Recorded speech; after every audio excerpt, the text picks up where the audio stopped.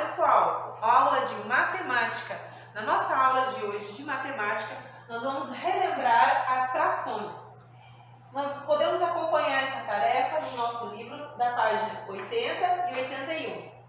Onde é que nós aplicamos, como é que nós usamos, onde nós vemos as frações. Digo para vocês que no nosso dia a dia a gente usa. Toda vez que a gente vai fazer uma receita culinária, a gente acaba usando um copinho de medida, ou tem uma referência na receita, meio copo de óleo, 1,5 copo de leite. Essas referências da medida da receita são frações. Outra situação, um reloginho que tem na maioria dos carros, das motos, nele serve o controle para fazer o controle do combustível do carro.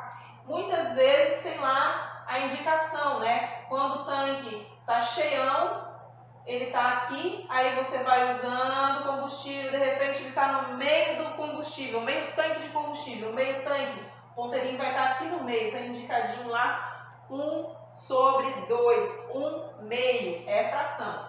Outra situação, às vezes você já viu o papai utilizando uma ferramenta, uma chave de boca. A chave de boca pergunta lá, qual é a medida dessa chave? É uma chave 11/16 avos. É essa medida da chave de boca, você já deve ter ouvido falar isso em algum momento. Ou então você ganha um chocolate e ele é lá todo cheio de repartiçõezinhas.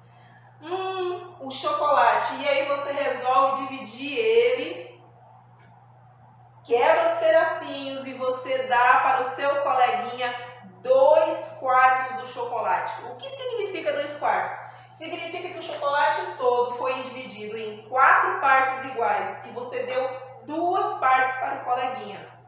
Essa representação é a representação de 2/4, é a fração 2/4. Relembrando aqui as partes das frações, nós sempre usamos dois números, geralmente dois números, para representar a fração com uma barra no meio. O número de cima é chamado de numerador e o número de baixo é chamado de denominador.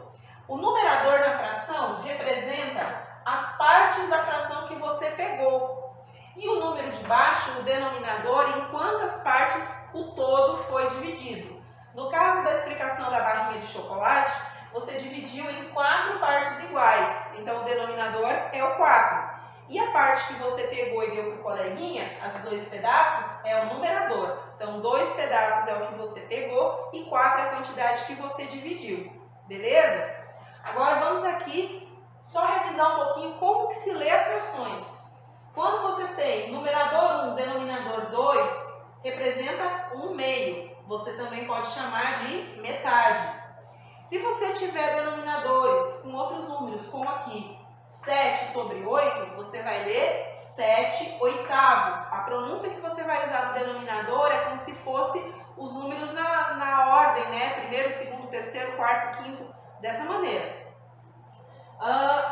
Isso você vai dizer do número 3 em diante, quando é o 2 é metade, do 3 em diante, até chegar no 9, você vai usar dessa forma, né? Terceiro, quarto, quinto, sexto, sétimo, oitavo, nono.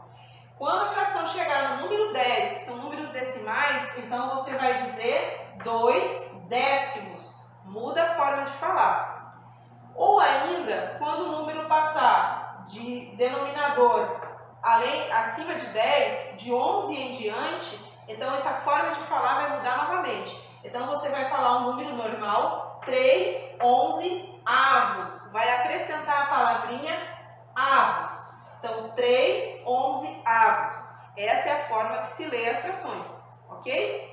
Agora nós vamos ver, rapidinho relembrando aqui, quando eu falo da fração de um número. Eu tenho uma quantidade, por exemplo, o número 20 bolinhas, uma quantidade. E eu quero dizer que eu quero 2/5 dessa quantidade de 20 bolinhas. Eu preciso fazer uma continha, mas é muito simples. Você vai fazer o seguinte, você vai dividir o número 20 pelo o número do denominador, então 20 dividido por 5 dá 4. Você vai pegar o resultado dessa continha e vai multiplicar pelo numerador. 4 vezes 2, 8. 2 quintos de 20 equivalem a 8 bolinhas.